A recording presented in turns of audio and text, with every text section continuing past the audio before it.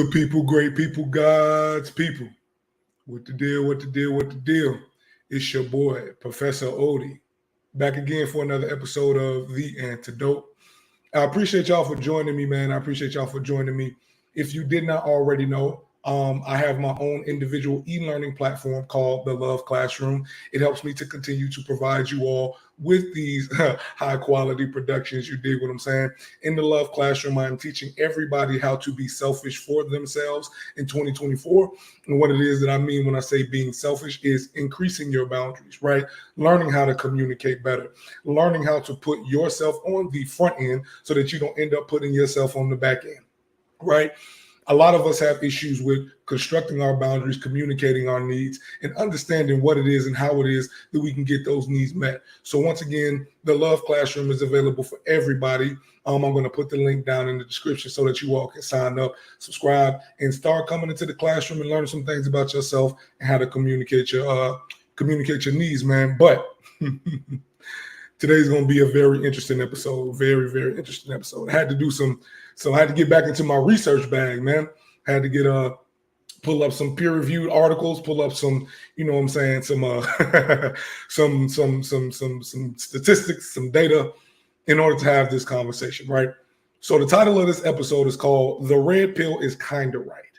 Right? And the reason why I named this episode "The Red Pill is Kinda Right" is because I believe that in my sphere of influence, in my sphere of what FD Signifier calls the attention economy. Shout out FD Signifier and shout out the other brother. I can't pull his name right now. I should be able to pull it later on in the episode. But shout out to both of them for inspiring this episode and, you know, the contents of what it is that we're going to be discussing today, because I feel like there is a lot of fanfare about what the Manosphere is, about what the Manosphere is not, about what the Manosphere, you know, constitutes and what it conflates to, right? And the messages that it sends out for young men, the ways in which it impacts young women, the dating scene, X, Y, Z, and A, B, and C, right? So the reason why I named this episode "The Manosphere is Kinda Right" is because I want to identify and I want to bring some nuance to the conversation around how it is that men identify themselves as men. That's one, but also two, how it is that those identifiers create either difficulty or progress within engagements with women and engagements in the dating scene. And the reason why I, you know, situated the episode in this way is because I wanted to. So a little backstory. I've been having conversations and I've been doing research on masculinity, the manosphere, manhood, all of those different topics for a while now, because that's the purpose of my platform, right?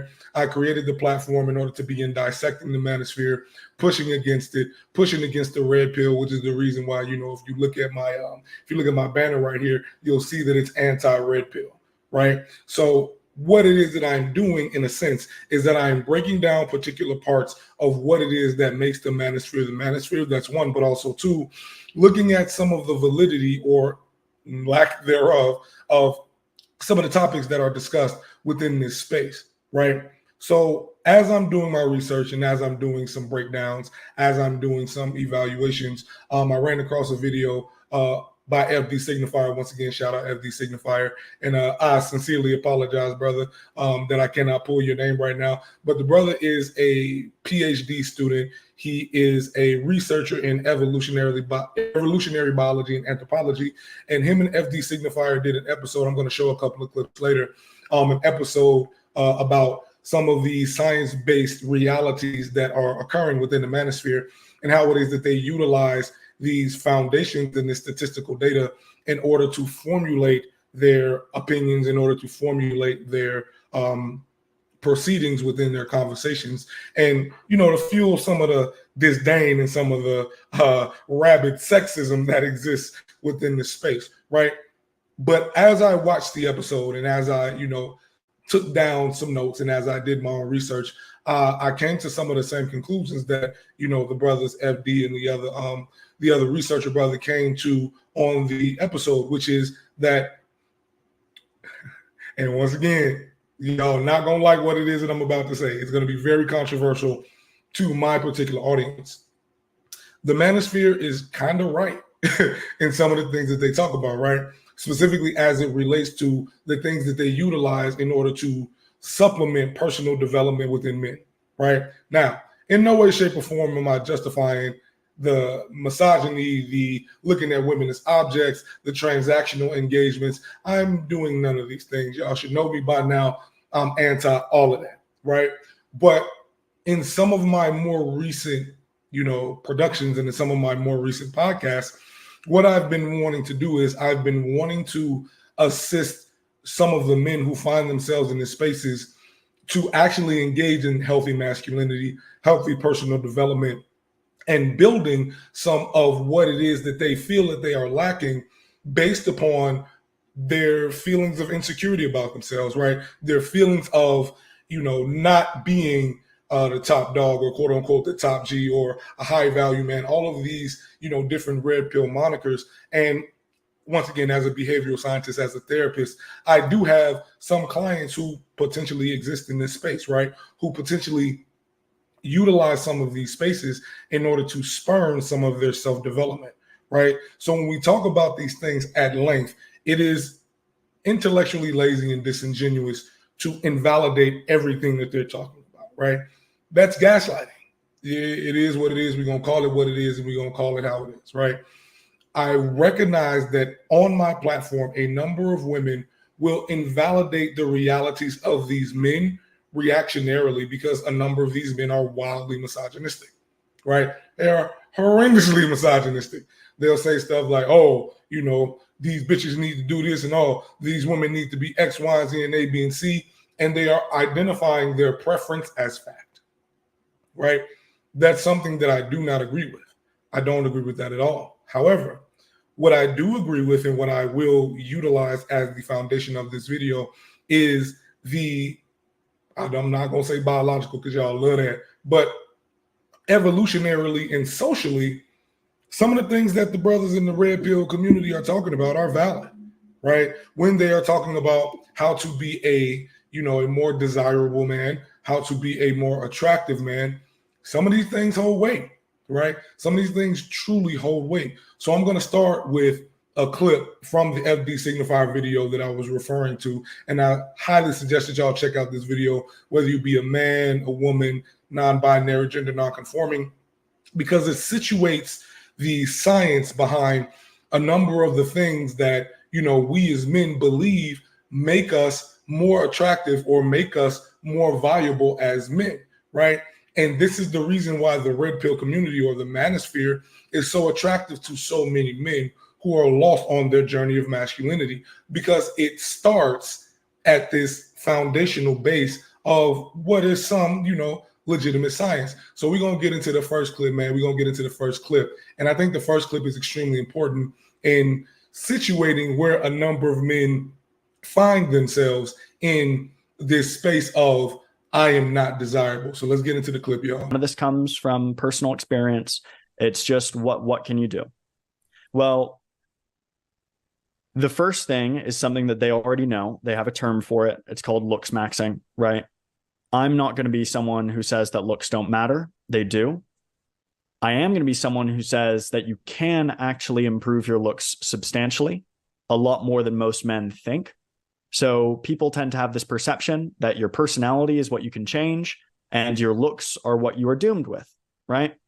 I kind of think it's the other way around. I think making a modification to one's personality, and that's a very uphill battle. And this is a critique that I got from Alexander from Date Psychology, who's a very smart guy who thinks about inceldom quite a bit. He's a researcher as well. I think that changing your personality is quite hard. Changing your looks is not easy, but surprisingly simple, right? So for men, for example, the best physical predictor in terms of, consistency across studies is frankly muscularity, right? So in terms of being more attractive, I'm not saying that you should be, max out as a bodybuilder. I'm not saying you should hop on gear, but I am saying that the difference between a man who regularly goes to the gym and a man who doesn't That's an enormous difference in terms of their bodily attractiveness. They make fun of it. All right, y'all. So I hit the screen record, you know what I'm saying? I had to get the video some way, somehow, because I felt like it was very important, right? But this is one of the most prevalent conversations in the manosphere, right? Oh, you got to go to the gym every day and you got to X, Y, Z, and A, B, and C.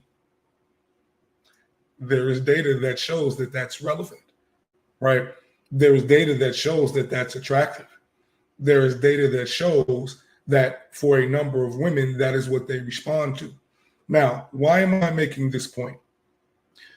A number of times, the responses that I will see from a number of women is, oh, looks don't matter, or oh, these things don't matter. The data does not back that up, right? The data does not facilitate that how it is that a man presents himself or how it is that a man physically presents is not relevant, right? The data does not necessarily support that. Now, what I will say is this.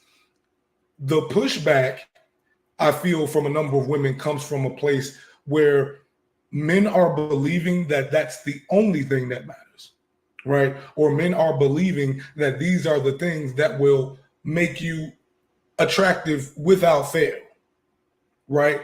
Whereas with women, when I've had conversations with women, it's less about their physical attractiveness and more about their willingness to take care of themselves, right? So once again, coming back and dissecting manosphere content or coming back and dissecting manosphere ideologies and removing it from this very gung-ho, angry, like, oh man, you know, somebody broke my heart and now I got to show these bitches. Like, we don't got to do all that, right? The science can be viable and the data can be empirical and it can support what it is that you are saying.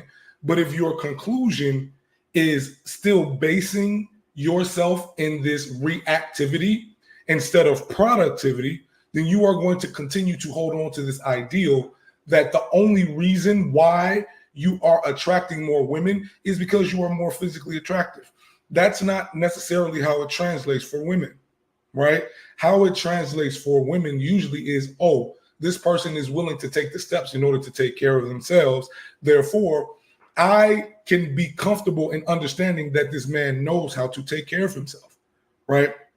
Further on in the episode, you know, the brother's name, by the way, is Mac and Murphy. I don't know if y'all saw his. I don't know if y'all saw his tag at the bottom of that clip, but his name is Murphy Mackin. And once again, he's a PhD student who researches evolutionary behavior and anthropology. And you know, he's a sharp brother, man. He's a sharp brother. And once again, situating it in this dynamic of evolutionary behavior and anthropology, you have trends. Right? You have trends, you have understandings, and you have patterns of behavior that aren't necessarily fair to say that, you know, this is not true or this is invalid. It is completely valid, right? So once again, as I said previously, I've pulled some peer-reviewed articles, I've pulled some research, and I'm going to show you some of the quotes that I've pulled from some of these articles. And the first quote is, patterns of preferred qualities are not idiosyncratic, but tend to follow predictable patterns, right? So the idea of saying that these things are wrong simply because they are being situated in a space of misogyny, that's debatable, right? I feel like what's going on is that we are responding so strongly to the misogyny that we are not seeing how it is that, once again, these men's experiences are being validated by their inability to navigate through social circles or navigate through social spaces in a way that they feel is beneficial for them, or in a way where they actually feel accepted, loved, and desired by people in society, right? And it's a very interesting dynamic because that's what the red pill gets right, kind of. And the reason why I say kind of, once again, I place the qualifier of kind of, is because there is a premise and there is a conclusion when it comes down to debating or arguing. The premise is, this is what science says. The conclusion, once again, in the red pill community is, if you don't have this, you will not be attractive, right? Or if you don't have this, women will never find you attractive. That's not necessarily true. That point is also debatable. I think a better way to position that argument is, if you do these things, you will become more attractive overall, right? You will be more attractive to the opposite sex. That's one, but also two, you will find more resolve and you will find more comfort in the self. And once again, it's less about physical attractiveness and more about goal setting and goal obtaining, right? So in my industry, in therapy, psychology, things of that nature, when we talk about self-development and we talk about self-improvement, the benefit that you get from self-improvement, or the benefit, the neurological benefit, serotonin, oxytocin, dopamine, that you get from engaging in exercise, from creating a goal and obtaining it, from having this forward movement, is what signals to other people that you are somebody who cares about themselves, right? You are somebody who is willing to put in the work to set a goal, to go towards that goal, to obtain that goal, and to engage in sharing that potentially with other people, right? And this also, once again, goes into another quote that I pulled from an article that says, women relative to men are more attracted to cues that signal a partner's willingness and capacity to invest in social, psychological, and material resources in her and their potential offspring, right? So I want to focus a little bit on the psychological resources, right? Because I feel like that's where a number of red pill men are able to gather their armies, because these men lack psychological resources, right? And when I say they lack psychological resources, I don't mean, oh, you should go to therapy, or, oh, being flippant about it. The psychological resource that they lack is confidence in the self, right?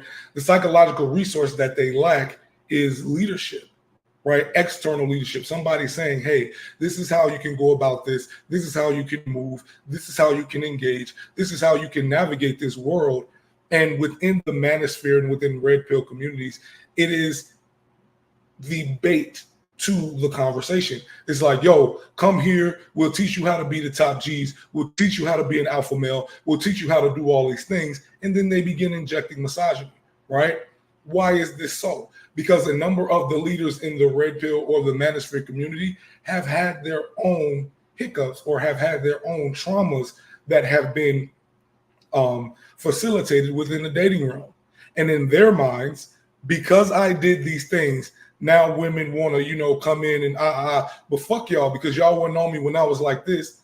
Now all of a sudden y'all, what, it's like Mike Jones. Back then they didn't want me. Now I'm hot, they all on me, right?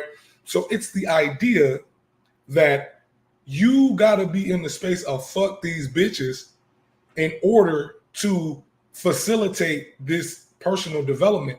And that's not necessarily so, right? That isn't necessarily viable, or it's not statistically significant that you need to be harmed or you need to be hurt in order to generate self-development.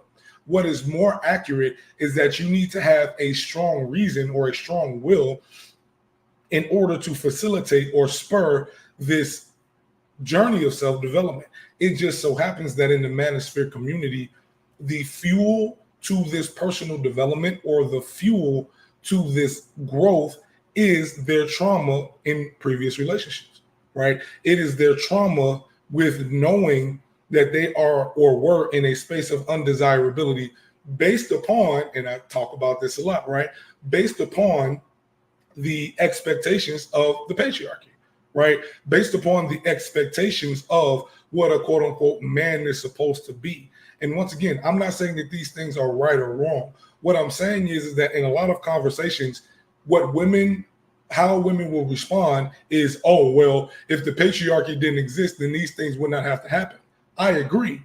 I've also stated in a number of my other videos and a number of my other productions that women also engage in patriarchy, and they are attracted to some of the things that are signaled in the patriarchy, right? So in the video with FD Signifier and I keep forgetting his name, and I'm so sorry, brother. It's going to come up again.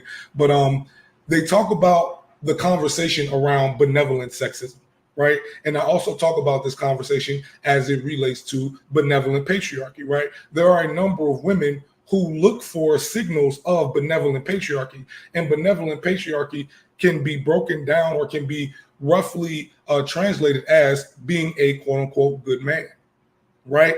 So when we talk about the the response for a number of men in these conversations that say women will talk about dismantling the patriarchy while at the same time still looking to benefit from the patriarchy, and a number of women will say, no, we are not.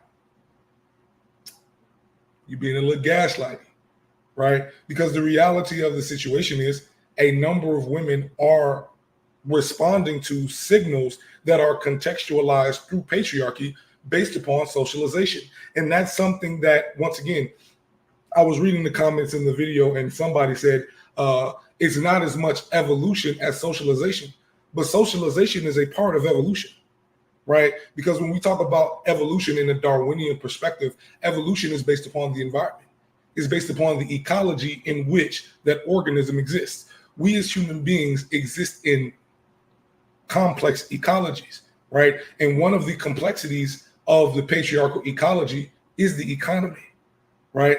Economics play a large role in how it is that men are perceived as attractive, right? So when we talk about this idea of, oh, I'm not going to date a broke nigga, I'm not going to do this, then a third, there are a number of women who will refute this by saying, I'm not looking for a man who makes all this money, X, Y, Z, and A, B, and C.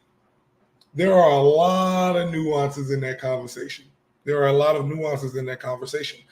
I do not feel like it's fair to invalidate the reality of men, of recognizing that they have to be of a particular financial status in order to be perceived as attractive, right? I don't think that's fair. I quite honestly think that's quite invalidating, right? Because once again, from this study, we are, well, not from the study, from the peer-reviewed article that I quoted, it says that women relative to men, once again, are more attracted to cues that signal a partner's willingness and capacity to invest in social, psychological, and material resources in her and their potential offspring. So what I talk to men a lot about is the psychological stress that comes with obtaining those material resources, and how it is that a number of women tend to invalidate that psychological stress because they don't experience it the same way that men do, right? They do not experience being invalidated or being minimized or being looked down upon because of their financial instability or because of their lack of financial, progression, right? But in the economic space, there are a number of hurdles that men, especially Black men, have to go through in order to obtain this type of financial security. And when men talk about this is where I believe men begin talking about, oh, nobody cares about our feelings. Because in a patriarchal society, if a man is not able to procure financial resources, it is mostly because of his own inability to do so.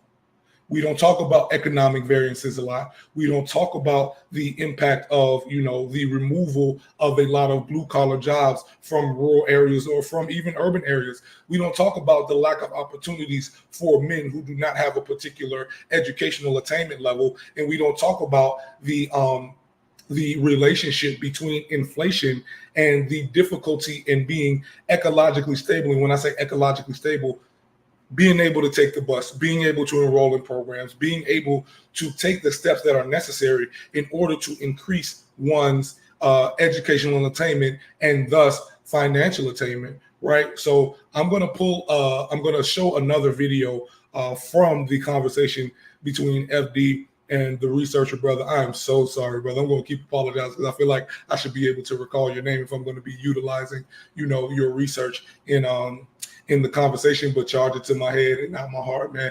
We're going to go into the next clip. Frankly, and this would be, again, this would be something that all the red pill gurus would advise. They're not wrong about everything. And one thing they're right about is that you should be chasing status, right? The most direct way is by obtaining resources, but mating success is also predicted by education level, right? So they've done, and people say that on dating apps, the only thing that matters is looks. Well, looks might matter most, but even getting putting a higher level of education on your dating profiles will get more results. So that's something that's attractive. But status from basically anywhere, status from being good at anything will help. So, and I think that wraps up my advice. I think I've spoken quite a bit. So once again, Murphy Mackin, great researcher, and what he's talking about is fair. Right? What he's talking about is fair. There are a number of women who respond to a man's quote unquote status. Now, when we talk about status, right, I think that this is where a number of red pillars or manosphere men are looking for the quote unquote traditional woman, or they are looking for women who are not boss bitches or who don't have this self-reliant mentality, because it makes it harder for them to seem attractive. Right? It makes it more difficult for them to look as if though they have a particular level of viability as a partner and as a mate. And that's difficult to deal with, right? There is a level of anger and insecurity that comes with not being able to attract a mate based upon what it is that I have as an individual or what it is that I've already procured, right? And conversely, the ascension of women in social status, right? This is the reason why a lot of these brothers, they talk about, oh, fuck feminism, I'm anti-feminist because all these women, these modern women, X, Y, Z, and A, B, and C. Do I agree with the way that it is that they position it? No, not at all. Like, my response to that can be a little flippant at times, I'm not gonna lie to you. And it can also be a bit invalidating because my response is step your cookies up, right? Ain't that what it is that we talk about in these manosphere spaces? Ain't that what they talk about?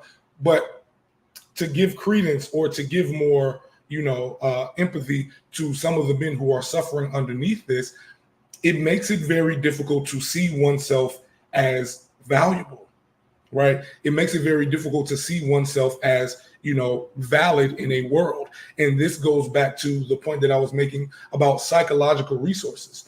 It is difficult for a number of men to see themselves as worthy because their worth or their perceived value is not on par with some of the women who are in the dating space, right? It is not on par with some of the women who are looking for partners, right? So I was pulling from another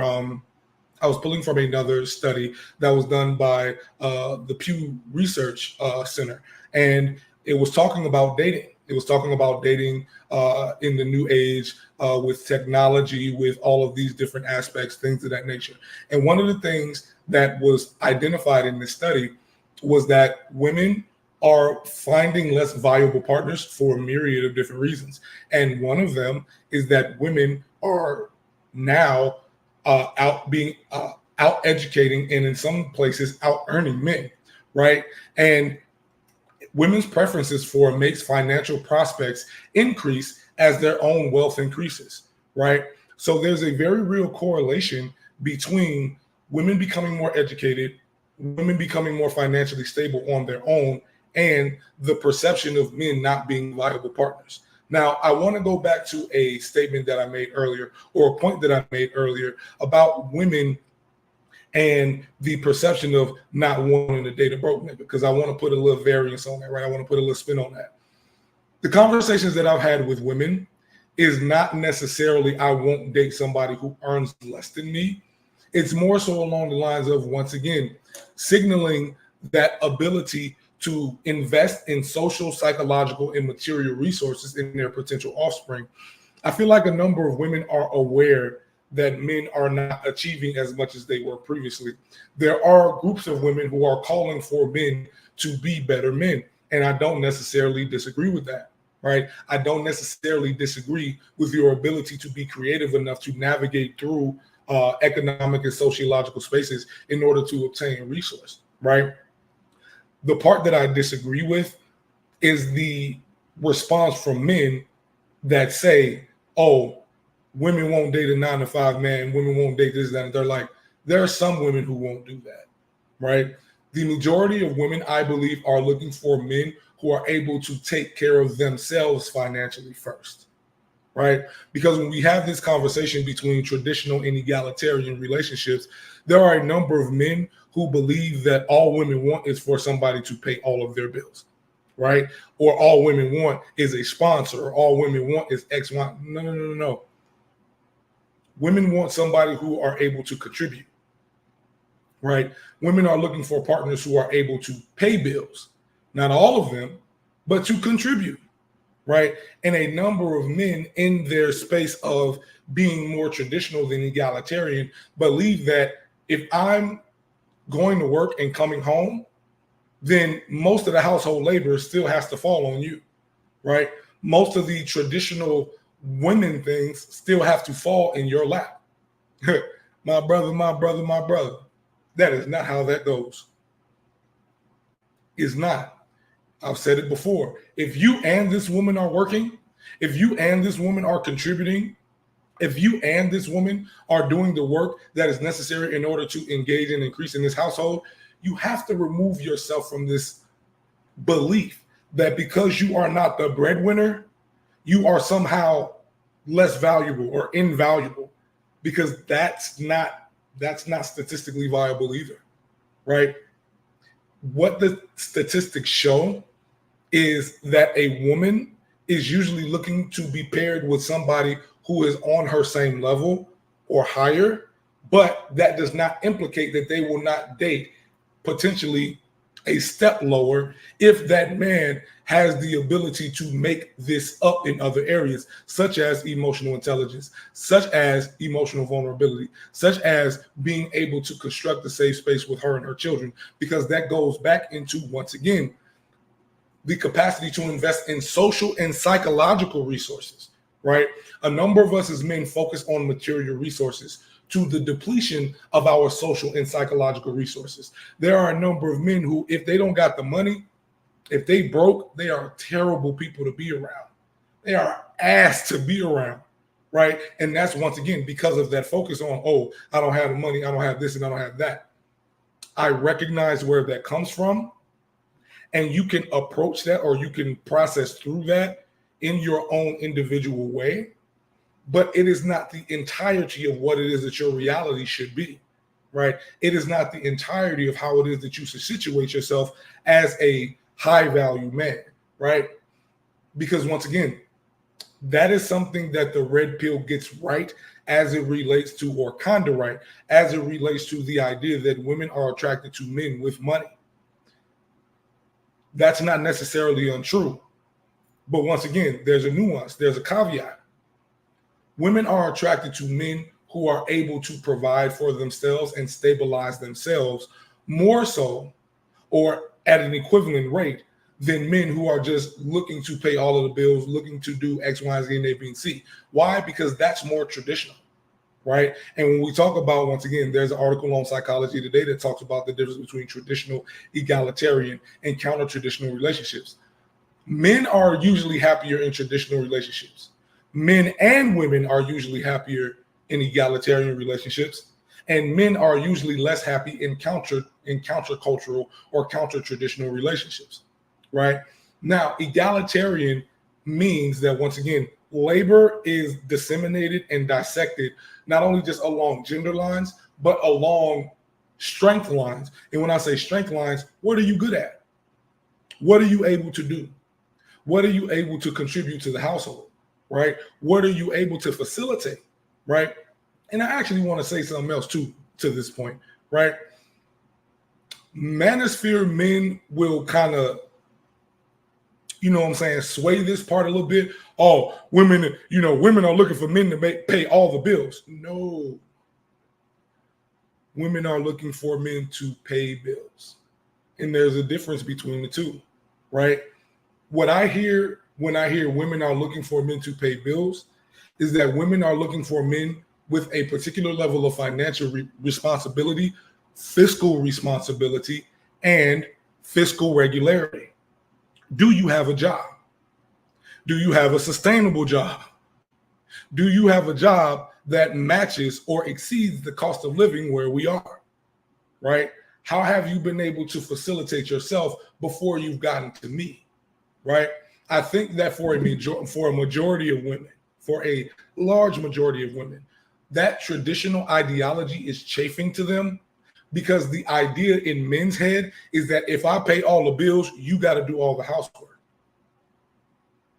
The longevity of those relationships do not last very long, right? However, can you contribute to the household in a social, psychological, and financial way, right? So are you able to facilitate these resources in a diversified enough fashion where I feel as if though you care about my autonomy as much as I care about yours, right? So we're going to run into the last part of this, the last part of the video from FD Signifier and Mack and Murphy. Finally, I got it. Mack and Murphy, and they're talking about, once again, the statistical data that goes into this idea of, once again, physical attractiveness. And we're coming back to this point, I believe, because once again, that's a large foundational point in Manosphere content of what Manosphere content creators get quote unquote right. So let's get into the video. So one of the classic things of the black pill is that looks are the only thing that matters. And they point to these behavioral studies, which show that looks do matter quite a bit. And I'm not going to refute those studies, right? Yes, looks matter a lot on the mating market. They matter a lot on dating apps. They matter a lot in speed dating studies. They even matter a lot in vignette studies, right? Where we write a biography of different, this isn't research I've done, but you write biographies of different men and you present them with, different photos of varying attractiveness. And the biographies range from being just completely appalling, you'd never wanted to go on a date with this guy, to being very, very attractive biographies. He's a fireman who volunteers at the animal shelter and has a trust fund, right? So, there's this whole variation, right? And it correlates with they do is they mix it up. So you bring in different groups and you have them rate the attractiveness, the dateability of different guys. And depressingly, the biographies don't matter as much as the. So the end of that clip said the biographies don't matter as much as the physicalities do, or the biographies don't matter as much as the looks do. Ladies, I'm gonna say this, right? This is the part that the Manosphere kind of gets right? There are a number of men in the comments who will say, "Oh, I don't, get a lot of dates, or I'm not perceived as valuable because I'm not conventionally attractive." And women will say in return, "Oh, just be yourself and you'll be able to X, Y, Z, and A, B, and C." That's debatable. It is what it is, right? So the reason why, and once again, going back to not only just the data, but some of my own personal experiences, I had a conversation with a brother, and he said that for people like me, FD Signifier, Conscious Lee, who in a lot of ways exist in this class of men who are educated, men who are over 6 feet, men who have particular, signalings of conventional attractiveness, we have this, habit, or we have this, penchant to invalidate the realities of men who do not have these things, right? And at first my response would be like, man, y'all tripping, y'all just need to get together, X, Y, Z, and A, B, and C. And once again, in that space, I want to apologize because I was being disingenuous, right? The reason being is because as an individual who has gone through an ugly duckling phase, or somebody who has transpired through these particular, I guess you could call them attractiveness markers, I recognize that this has validity, right? It's not just about being yourself. It's who is the self that you are being, right? Who is the man that you are being? And that's where a lot of Manosphere men utilize this orientation of, if you do not present like this type of man, you won't be seen as attractive. And that's not necessarily incorrect, right? As much as we don't like to admit the science of attractiveness and how it is that science of attractiveness changes how it is that we engage with people, it's a dark part of psychology, right? We tend to treat more attractive people better, right? We tend to treat people who are more conventionally attractive better. We tend to see them as more capable. We tend to see them as more viable, right? We tend to see them that way. Even more so when it comes down to, the attractiveness patterns in men, it is for collectively, intelligence, kindness, and physical attractive in women and status and resources in men are rated as necessary traits by potential opposite sex partners. So what this quote is essentially saying is that for men, physical attractiveness is something that they aspire to have in a partner, which is the reason why a lot of men who find themselves in red pill and manosphere spaces feel so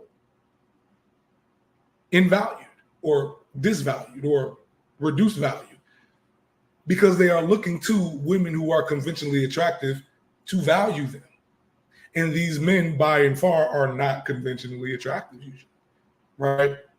They're usually men who are overweight, under 6 foot, do not have a particular musculature. Their facial cranial structures, which is another, article that I read, they're not pleasant to look at, right? It's an unfortunate reality, right? And that is the base that a number of Manosphere creators stand on, right?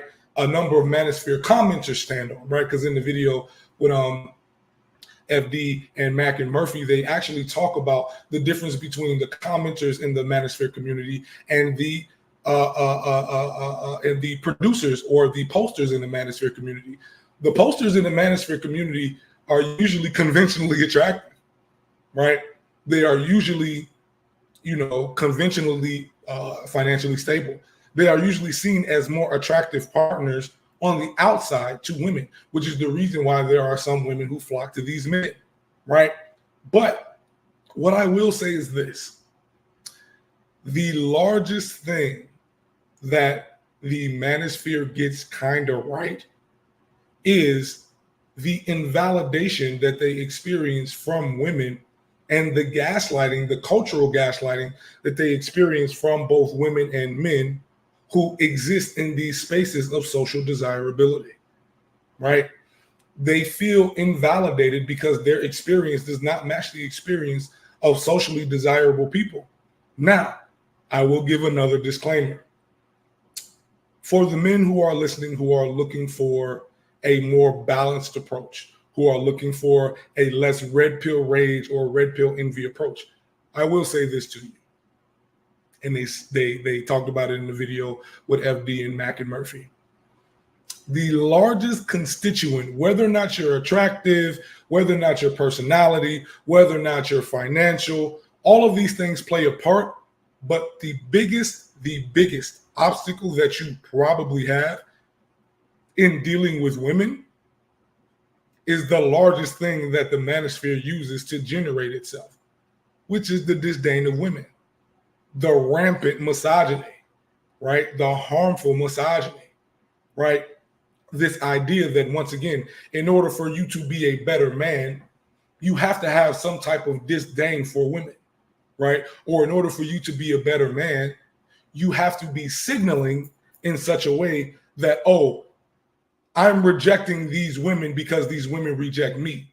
And the way that I reject these women is to, oh, these women are whores. All they want is a man for money. All they want is this, that, and the third. That's your experience. And I'm not removing that experience from you. But I'm also saying to you that holding on to that vitriol is doing more damage than good, right? Holding on to that hurt and holding on to that pain is actually getting you further away from the goal of self-development, right? It's getting you further away from what it is that you need in order to supplement yourself in this economy, in this space, in this social desirability dynamic, in this ecology of attractiveness in dating. Your disdain of women based upon your rejection and devaluing from women and your fixation on socially desirable or socially attractive women is causing you to continue to experience the pain that you are experiencing in these spheres, right? And once again, that's something that the Manosphere gets kind of right. It's the idea that you are continuing to experience these things because you are hyper-focused on external validation, right? You are hyper-focused on somebody else's perception of you instead of your own perception of self, right? You are hyper focused on how it is that somebody else perceives you instead of how it is that you construct and build yourself. And that is your biggest obstacle. It really and truly is. That hurt, that pain, right? That feeling of invalidation, that feeling of not being valued, that feeling of being invalid, right? Learning how to process through that.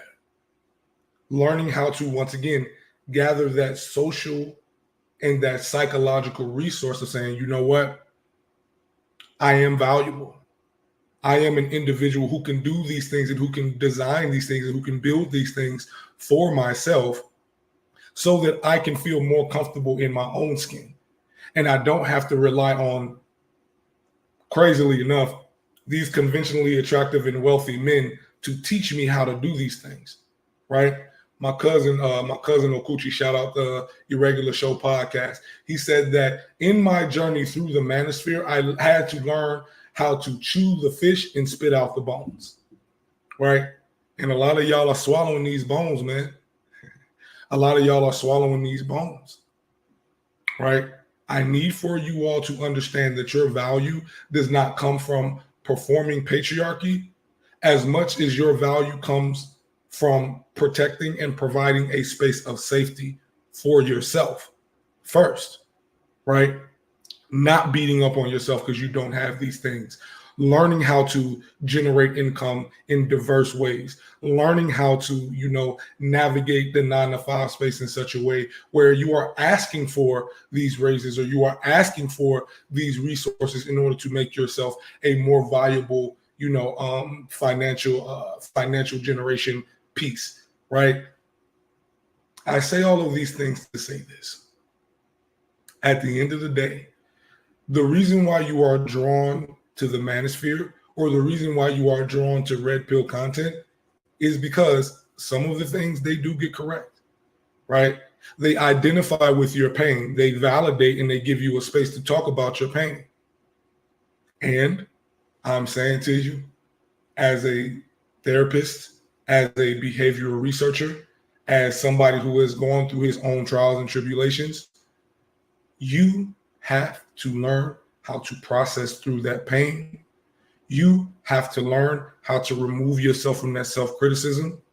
You have to learn how to create goals and objectives that are realistic and obtainable and go towards those goals. Not only does it build self-validation, not only does it build self-valuation, it builds respect, right? It builds confidence. It builds your ability to, once again, engage in that vulnerability and your willingness and your capacity to invest in social, psychological, and material resources for your partner and your potential offspring. But good people, great people, God's people, once again, it's been your boy, it be your boy, and it's still gonna be your boy, Professor Odie, man. I appreciate y'all for joining me for this latest episode of the podcast, The Antidote. Hey, man, remember, like, subscribe, share, you know what I'm saying? I'm trying to get to 10,000 subscribers, and I'm trying to, continue to monetize my platform. So, hey, man, listen, thank y'all for listening. Thank y'all for joining me. Hey, stop taking them red pills. They're not good for you. Take some time to, purge away from this toxic masculine ideology in this toxic masculine space, right? And just because they're right in their premise does not mean that they're correct in their conclusion. Peace, love, soul, and butter rolls.